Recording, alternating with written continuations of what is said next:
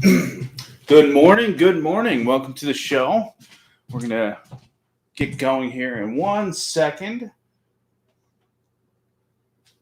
All right. All right. Uh, Good morning. Obviously, we have another wonderful Sunday. I'm coming to you live and early. Let's see if we can get this camera up a little bit more. Yeah, there we go. All right. And obviously, another fun-filled Sunday today. Today at noon, can't make it because we have tickets to Shays, uh, you know, uh, football, the arts, all that fun stuff. So, sorry if my voice is a little funny today. Uh, Kid gave me the flu. It's not COVID, thank God.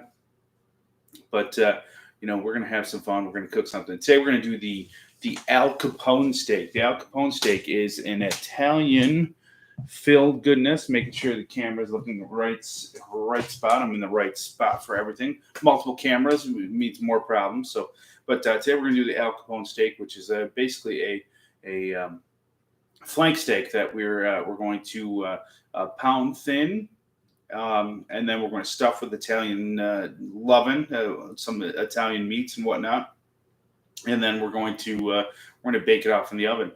Um, it's relatively simple. You will need a flank steak in your grocer. It may be listed as a London broil, so just definitely make sure that you're grabbing the right thing. It is not an expensive piece of meat. 2 pounds is about $10, which that's, as most people know, that's pretty good. So, but yeah, let's rock and roll and let's get going. Today, our ingredients. And sorry for you YouTube folkers that once we get the cameraman up here, we'll have you guys all rocking and rolling. But a dessert wine, it's a little sweeter. Some Italian herbs, basil, oregano, that kind of thing. Some minced garlic, some mozzarella. I'm using slices. It works a little easier in this. You could use some shredded if you need to. Works just as well. Just creates a little bit more of a mess. Some salami, some pepperoni, and then I'm using pickle and pimento loaf. The pickle and pimento loaf, I'm using that instead of mortadella. Mortadella is kind of a classic on this, but mortadella, in today's day and age, is a little hard to get. Mortadella is basically, along the same lines as a pickle and pimento loaf, but it has literally big chunks of fat in it, which will help to flavor the flank steak when it cooks. But there's enough fat in the salami and all this, including the flank steak, that you don't really need it, but it's makes it a little bit richer. If you can find mortadella, go grab it. All right, let's get cooking here. All right, the first thing we're gonna do is we're gonna put a little. Now I'm going to use. I saved my bacon grease. It's really good to cook with. And we're going to put our mushrooms in there. And we got our pan under a low heat. What we're going to do is we're going to cook these mushrooms for a little bit. We want to turn basically we want to turn it into kind of a paste. What I'm looking for. All right, put it out. We're going to cook our mushrooms for a while. While our mushrooms are cooking,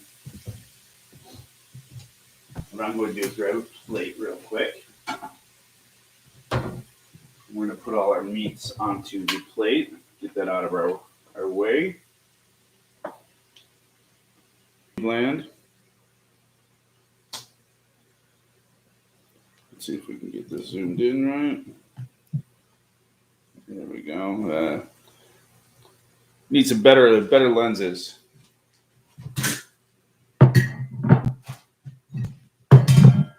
Alrighty. So now we're gonna come over here and we're gonna start working with our flank steak. I'll take this off of our pan, our plate here. We're gonna put that on our cutting board. One thing you will need is a meat tenderizing hammer. I have a small one. It is, as you can see, it has the meat masher side, and it also has a flat side. Now, a little trick that I'm going to do is I'm going to take a little bit of saran wrap and put this across the top of the meat. What this is going to do is going to keep, especially if you're doing chicken or whatnot, basically from like splattering all over the place. It works really good if you're doing chicken breasts, and it actually helps you to not tear the meat. I never had that problem because kind of the trick to doing this is that you want to go slow. Don't expect the meat to move super quick. So, as you can see, it's already flattening out a little bit, and I'm not putting much pressure on this at all.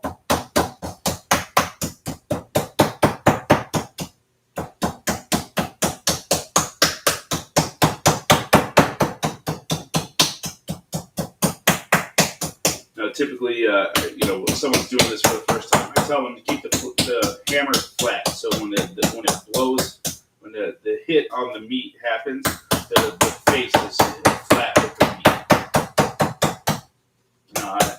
I've been doing this a while, so I have a good grasp of how the meat moves.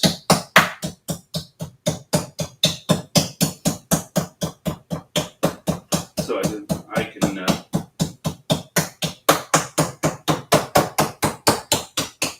put it on an angle a little bit, but as you can see, it's spreading out.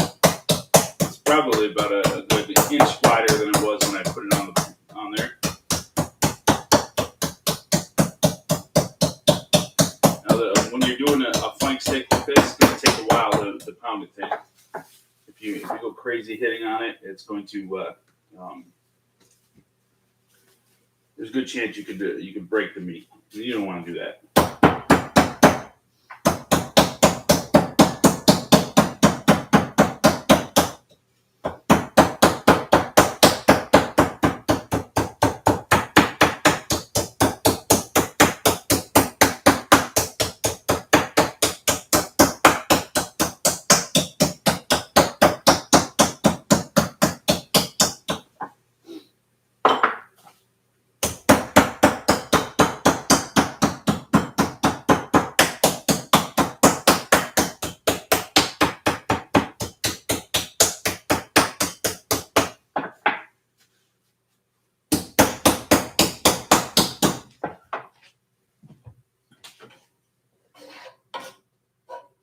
I'm going to put a little bit of salt and pepper in with my mushrooms. Now the mushrooms are just regular button mushrooms that I chopped up. You want to get the pieces, kind of fine. You don't have to make them crazy small, but smaller is better. If you want to spend the extra time to make sure that they all chop up super fine, and make your job a little easier on that. Back to beating my meat.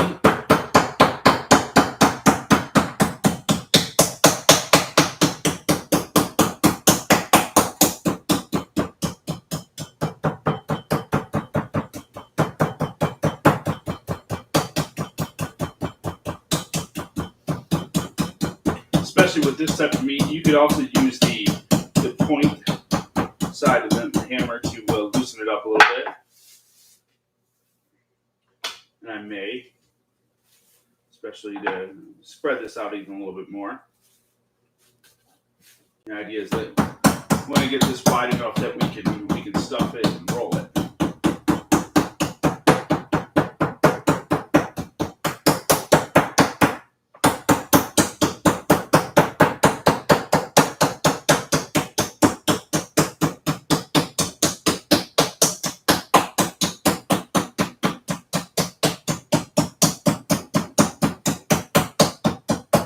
Plastic wrap on if you're using the meat tenderizer side.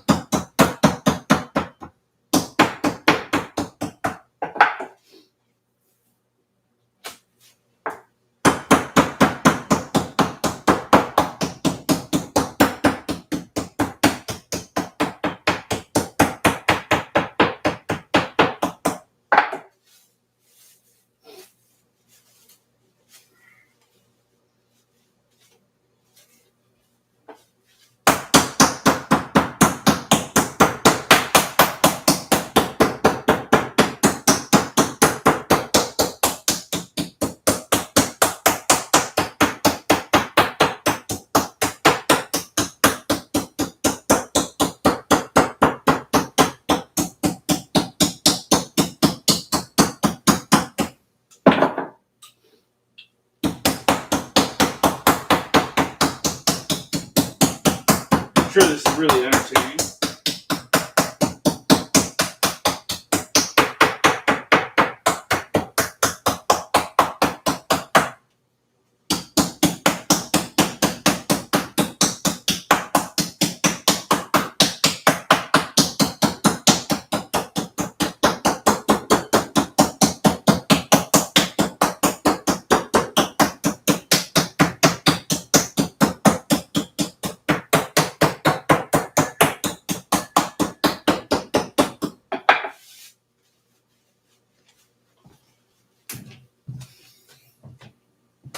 We'll go over it one more time with the meat tenderizing part.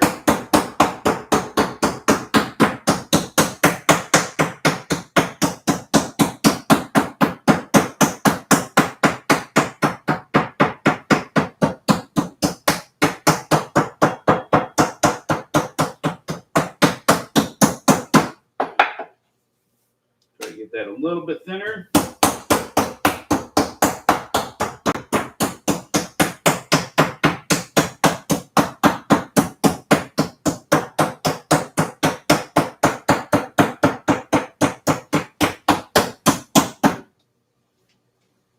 All right, so now that's looking pretty good. Our mushrooms are cooked very nicely. We're going to turn the heat up a little bit here because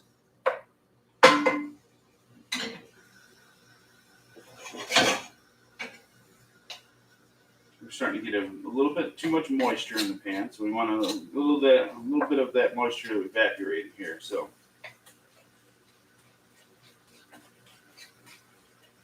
you can see that in our pan here. So add this over on this side. There we go.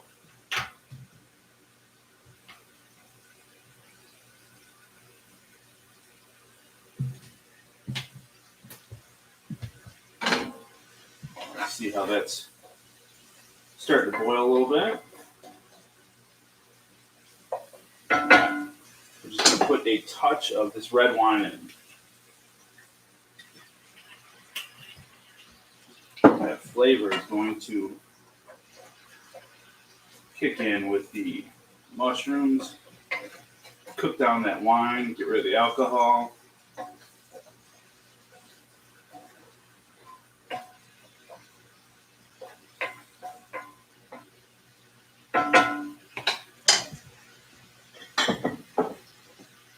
We're going to add in our garlic. We don't really want the garlic to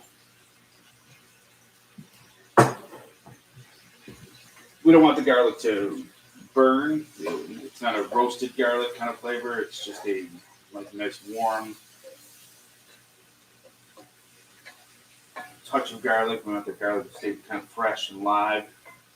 A little different kind of thing. Garlic's an interesting thing because it tastes different. Fresh, roasted, fried, dried. Each one of those has a slightly different flavor. You see that wine has disappeared pretty much.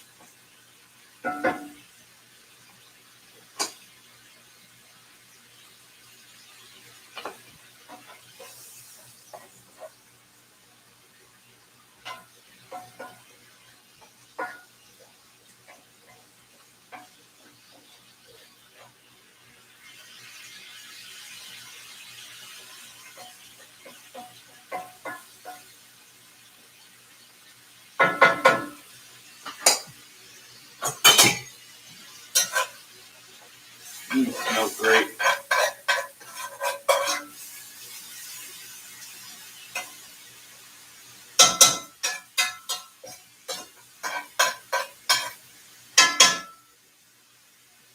All right. Now what we'll do is we're going to take this, get enough little extra juice, and we're going to spread this inside.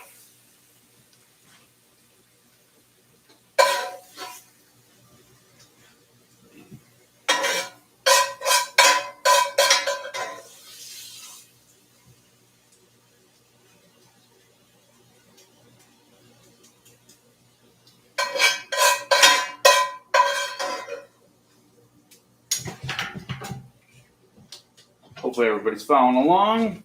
Ooh, there we go. Spread that inside there. And then we'll just come over here and grab our lunch meats. Oh, excuse me.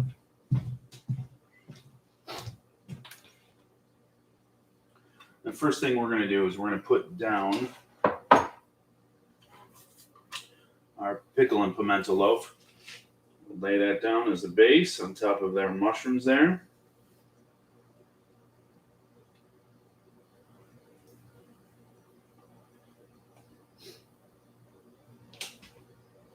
And then we're going to put some salami there. I just usually go like a nice row. Enough to cover.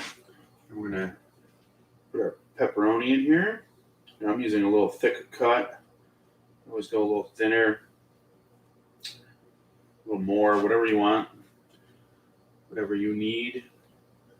I'm going to sprinkle of some Italian seasoning in there. Just a touch, you don't need much. And then we're going to put our cheese on there. Cover this up with some cheese.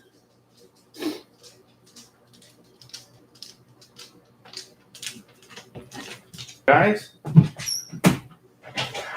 have a sheet tray. And what we'll do is I'm going to take this and we're going to roll it.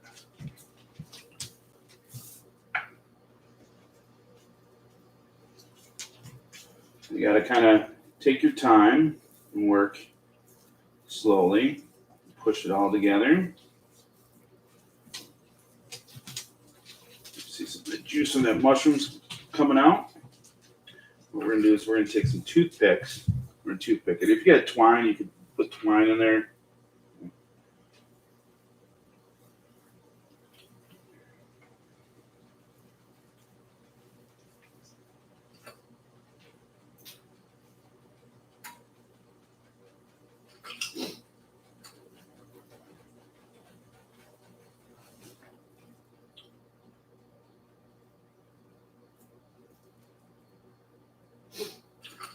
Put as many toothpicks as you need, just enough to, keep it together so it doesn't come apart on you. And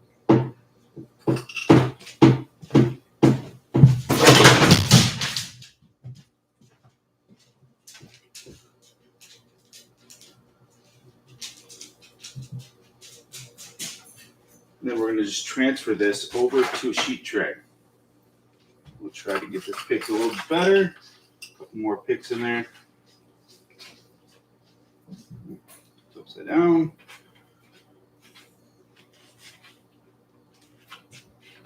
And then that goes into a 325-degree oven.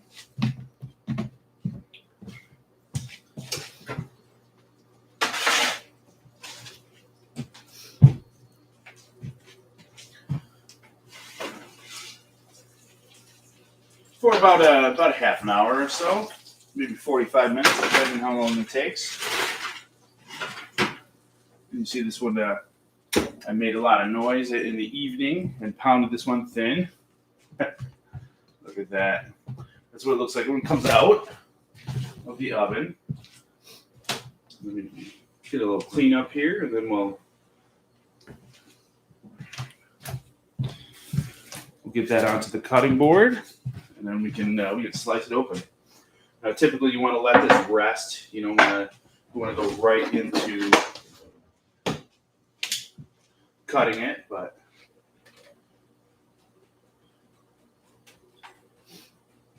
I think we'll be okay. You see, my toothpicks in there. What we'll do is we'll pull those out.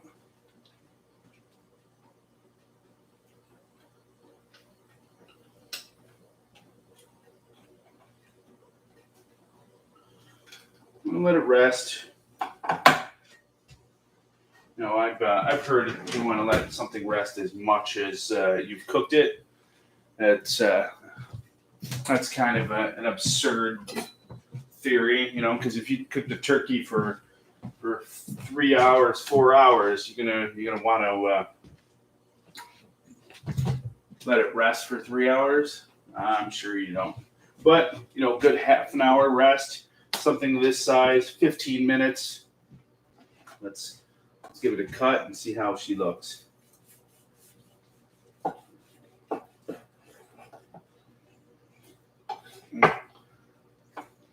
You see that? We got the different colors, the meats. Looks delicious. Let's cut a slice off and see how she tastes. You can put some salt and pepper and some Italian seasoning on the outside. Whatever you like. That looks delicious. All the different meats in there. Let's try it out.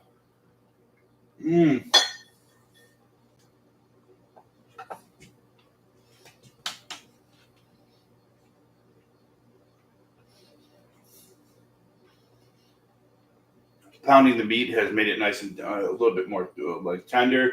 It's not as super rough as as a London broiler can be unless you cook it a long time. It's got plenty of flavor. It's definitely Italian in origin. You got that pepperoni. You got that salami. Oh, it's great. I can't wait to have it for dinner. But hopefully you learned a little something. Like I said, I went to town in the evening, pounding on the first steak to make it a little thinner. Here at 7 a.m. I don't want to really wake everybody in the house up. So, but just keep working the meat until it pounds thin. You can some butchers will even do it for you, so you can get something pounded thin.